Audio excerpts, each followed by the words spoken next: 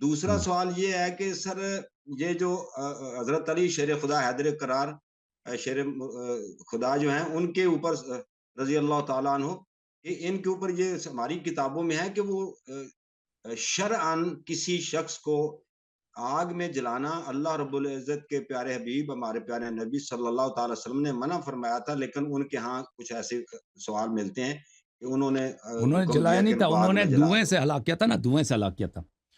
وہ اس طرح تھا کہ اچھا، یہ اس کچھ کا لوگ آئے جواب تھے، ہے۔ اس میں عبداللہ ابن سبا تھے نا، عبداللہ ابن سبا اور اس کے ساتھ آئے تھے، وہ کہہ رہے تھے کہ آپ اللہ ہیں، کہہ رہے تھے کہ آپ اللہ ہیں۔ وہ امیر المومنین علیہ السلام نے کہا کہ میں اللہ کا بندہ ہوں، جی اور جی تم یہ نہ کہو کہ میں اللہ ہوں۔ انہوں نے کہا نہیں، آپ اللہ ہیں۔ جتنا نصیحت فرمایا نا، انہوں نے قبول نہیں کیا۔ کچھ لوگ جو غالی تھے، وہ لوگ کر رہے تھے۔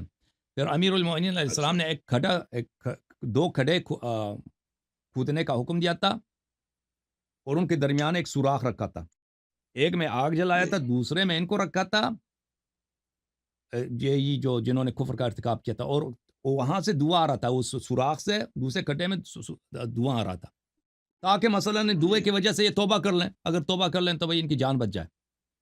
تو یہ آخر اچھا تک اس کھڈے میں رہے، ان کو یعنی ان کو آگ سے نہیں جلایا، ان کو دھوئیں دم سے، گھٹنے سے۔ ہاں، دم گٹا دی ان کی، ہاں، یہ دم گٹ کے یہ مر گئے تھے۔ تو اس طرح ہوا تھا ان کا۔ اچھا